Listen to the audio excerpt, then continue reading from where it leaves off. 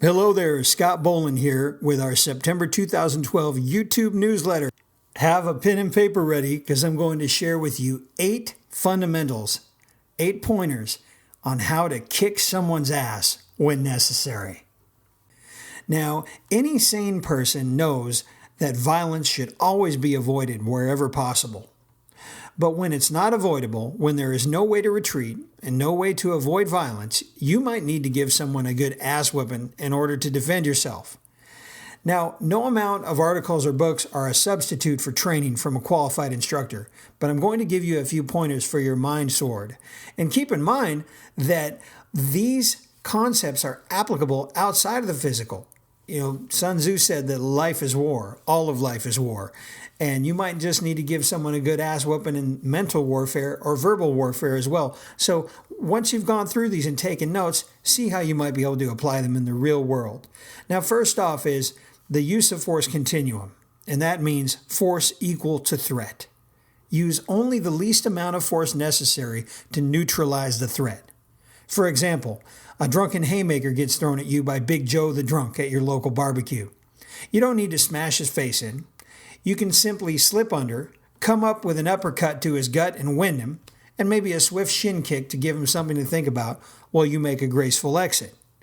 Anything beyond reasonable self-defense could unnecessarily harm someone and end you up with your ass in jail, so don't overdo it. Now, number 2 is the flinch factor.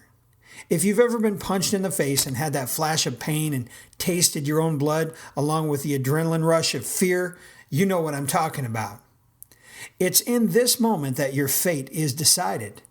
Will you succumb and be defeated, or will you press forward and overcome? The flinch moment is the moment of truth because all plans and daydreams go out the window when you get hit in the face.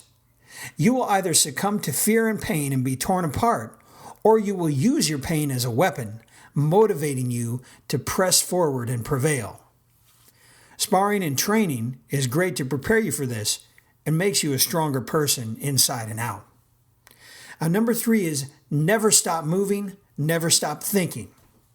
Don't freeze up like a deer in the headlights the moment you feel some pain or you feel the overwhelming threat of an attack. Move, move, move, and hold on to your mind sword. Fall back on your training and your knowledge. Number 4 is hit hard, fast, where it counts. Now, so many people, they like acronyms or the OOD lube, things like that. Okay, if you can remember HFC, hard, fast, and where it counts. A smash to the nose and a swift, hard snap kick to the balls can end it quickly, even if your opponent is bigger and stronger.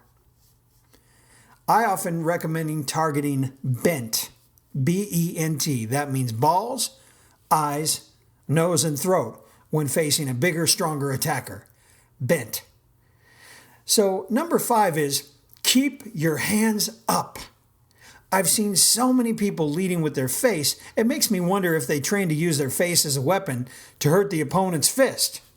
Keep your hands up and your chin tucked because tucking the chin protects the throat, which is a lethal target. Now, number 6 is attack.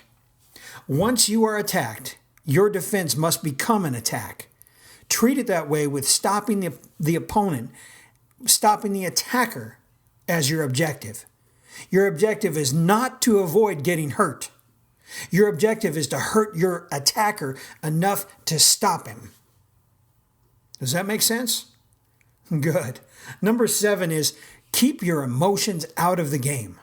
Don't ask why. Why is this happening? There's all this shock and confusion. Instead of shock, confusion, and pain, instead ask how. How can I prevail? How can I hurt my attacker? Okay? And then number 8 is to be relentless. Don't stop until the threat is neutralized, and don't stop when you feel pain or panic. You must keep moving forward until the threat is neutralized.